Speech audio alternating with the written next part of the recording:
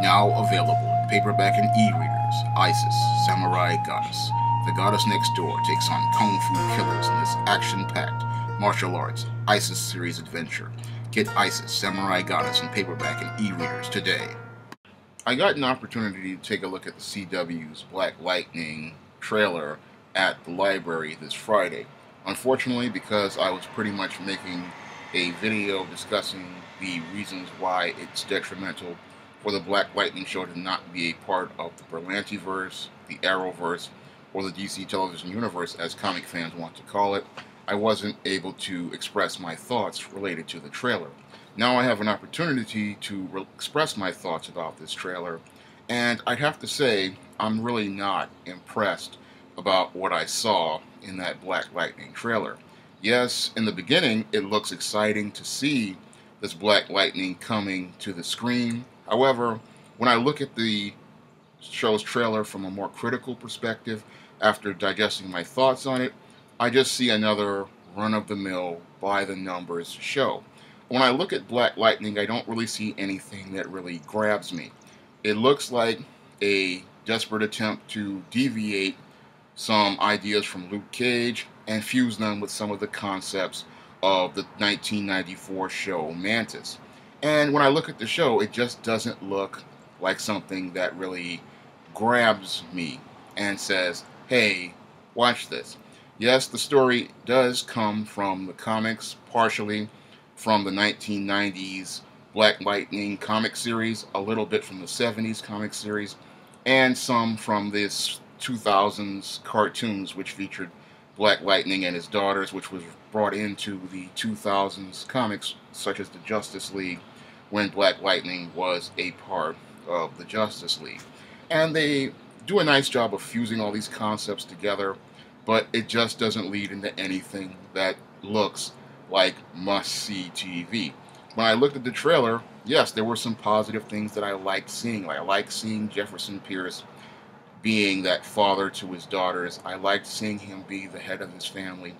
But a lot of other things in the show, as it relates to science fiction and fantasy, were just pretty much by the numbers. And one of the things that was by the numbers as it related to Black Lightning was the story. Now, the story starts out with Black Lightning being this hero who's aging and he's been defending his city, and then he decides in 2005 to hang it up and then raise his family.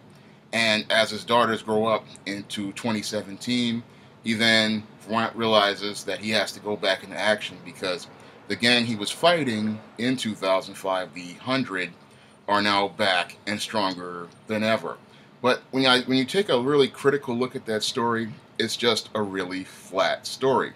And it's really by the numbers. I mean, I look at this Black Lightning and the story that it has, and it's just like Netflix's Luke Cage. It's a guy cleaning up the streets.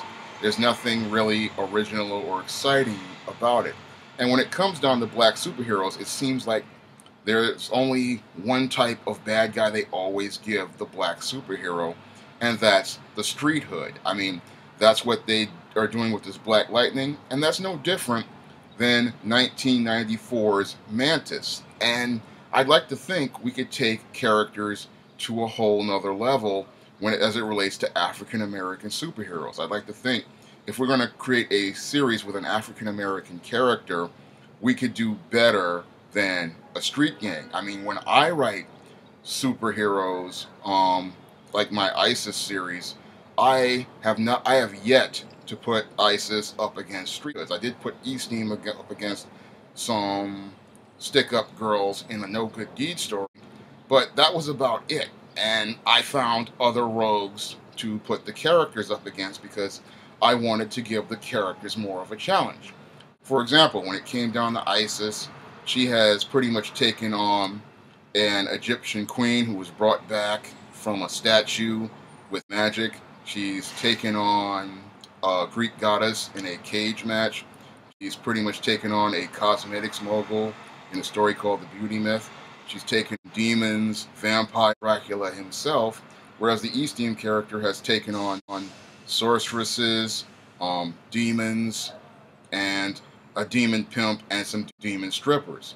and a cookie crook. So if I can find a way to make the bad guys be a variety of different threats and different menaces, I'm wondering what's the problem with CW's writers. You could do better than a street gang for a black hero. I mean, I look at this whole clean up the streets things. Yes, it's a nice idea, but I would like to see a little bit more variety. I'd like to see a little bit more fantasy mixed in, a little bit more science fiction, and I'd like to see something interesting related to the bad guys. When I look at this Black Lightning show, you coming at me in the trailer saying that the biggest threat this guy has to take on is a street gang, and that's pretty boring when you think about it as it relates to science fiction and fantasy. I mean, Xena had Callisto, Buffy had the Master, and numerous rogues in her 7 or 8 seasons, and there was variety. But when it comes down to black characters, all we get is street hoods. I mean, even Static Shock understood this. Dwayne McDuffie, when he was doing Static Shock, understood that you needed variety. And I'd like to think we could do a little bit better with the fantasy as it relates to black characters. But when I look at this Black Lightning show, it's just by the numbers. It's just boring. There is nothing really there to grab me. If anything, it looks like a way to capitalize off Netflix's Luke Cage and the success of that show, but they really didn't understand what made that show successful, because what made that show successful was the fact that not only did they show a positive portrayal of a black man, but they showed a really rich look into black culture, black history, and what it meant to be a black man. There was a lot more substance to it. And this is where I see a lot of parallels between, the 1970s when Marvel was making Luke Cage and DC was making Black Lightning. Because when Marvel was making Luke Cage, they really focused on really developing that character into someone who had a strong voice and was really a strong character.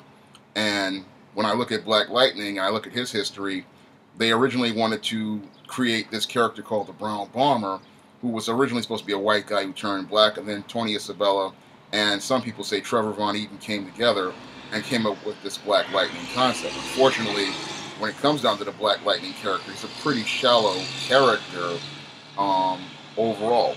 Yes, he has ties to Superman and the Outsiders, but his story just hasn't been a really, really strong one. Outside of being a black character, he really hasn't been that interesting of a character. And that's one of my other fears as it relates to this show, because I look at this show and what they showed me in the trailer really wasn't enough to really excite me and really grab me about this show. It looked interesting, but there really wasn't that spark to pretty much electrify someone and get them really excited about this show coming up as a mid-season replacement in either the spring of 2018 or whenever the CW decides to put it on the schedule. When I look at the way they pretty much set the trailer up, the way they're marketing the show, I'm not really seeing anything that's going to get me super excited about Black Lightning, the television series, just like it's hard to get excited about Black Lightning, the comic book. If you really like this channel, you can donate to it by clicking the link to the Patreon in the description box. And if you want to try some of the ISIS series books, you can do so by clicking the link to the Amazon.com link in the description box. That's all I have to say for this video. You can comment, rate, and subscribe.